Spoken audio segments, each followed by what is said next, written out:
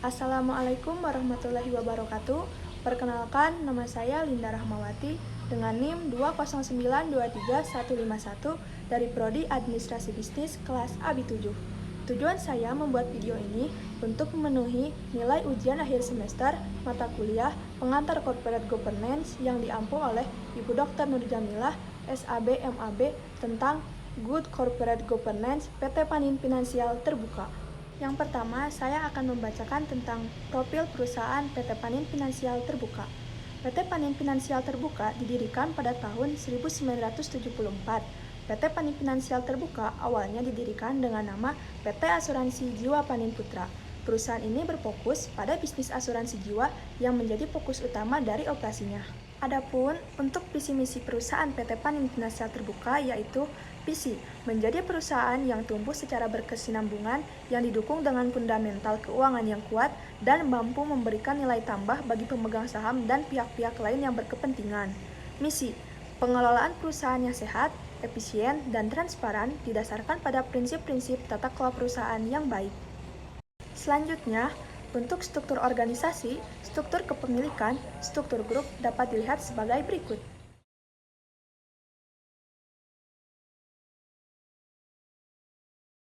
Adapun untuk jajaran manajemen, yang pertama direksi, Paulus Indra Intan, jabatan sebagai Presiden Direktur, Akijat Lukito, jabatan sebagai Wakil Presiden Direktur, 2. Dewan Komisaris, Mukmin Ali Gunawan, jabatan Presiden Komisaris, Sugeng Purwanto, jabatan Komisaris Independen, yang nomor 3. Komit, Richard Budi Gunawan, jabatan sebagai Ketua, Jen Pratama sebagai anggota, Rizkyla Gabriela Cihaya, jabatan anggota.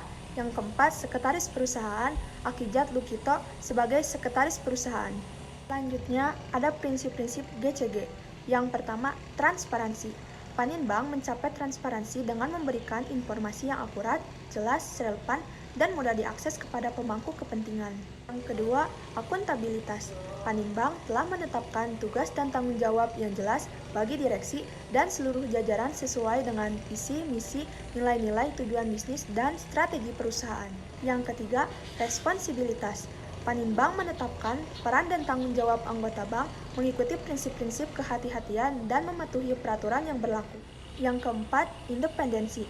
Bank dilindungi dari pemangku kepentingan yang dipertanyakan tanpa konflik kepentingan. Nomor 5, kewajaran. Bank menghormati pemangku kepentingan dengan prinsip kesetaraan dan kewajaran. Selanjutnya, kebijakan dan prosedur kunci yang mendukung penerapan GCG.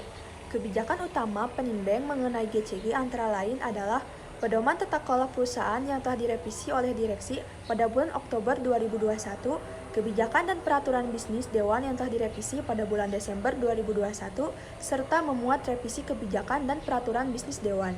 Peraturan direvisi pada November 2021.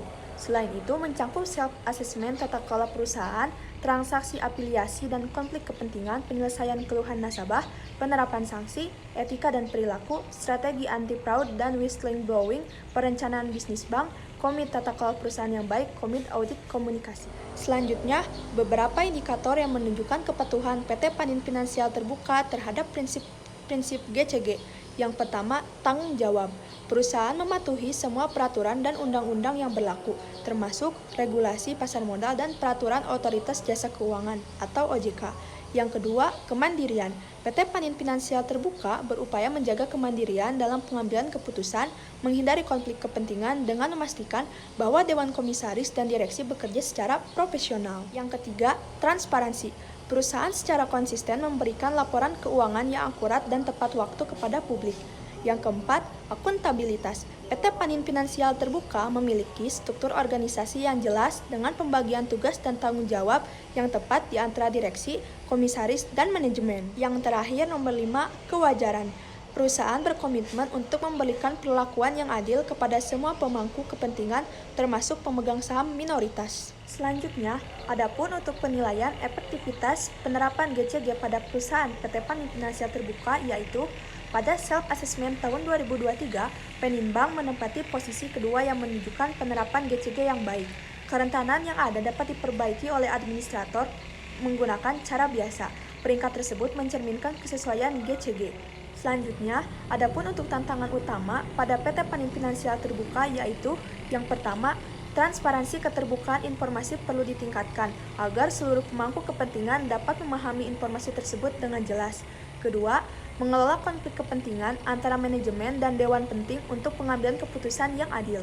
Selanjutnya, rekomendasi untuk peningkatan PT Panin Finansial Terbuka yaitu dengan menambah anggota independen yang memiliki keahlian keuangan dan risiko serta mengelola konflik kepentingan, termasuk kewajiban pengungkapan kepada dewan dan manajemen, mengukur dan melaporkan dampak CSR dengan lebih baik, memperkuat pelatihan dan pengembangan, memperluas program pelatihan tata kelola perusahaan dan manajemen risiko bagi seluruh karyawan.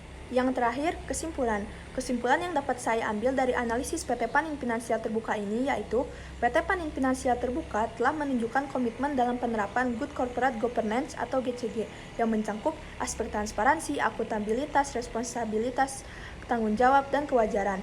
Serta perusahaan secara rutin menyediakan laporan keuangan dan laporan tahunan yang menunjukkan upaya untuk menjaga keterbukaan informasi kepada pemangku kepentingan. Struktur manajemen perusahaan juga terlihat kuat dengan adanya dewan direksi dan komisaris yang menjalankan fungsi pengawasan secara efektif. Meskipun demikian, ada beberapa area yang memerlukan peningkatan. Transformasi informasi, terutama yang terkait dengan proses pengambilan keputusan strategis, masih bisa ditingkatkan untuk memberikan gambaran yang lebih jelas bagi para pemegang saham dan publik. Adapun untuk sumber-sumbernya dapat dilihat sebagai berikut. Sekian yang dapat saya sampaikan, kurang lebihnya mohon maaf. Terima kasih. Wassalamualaikum warahmatullahi wabarakatuh.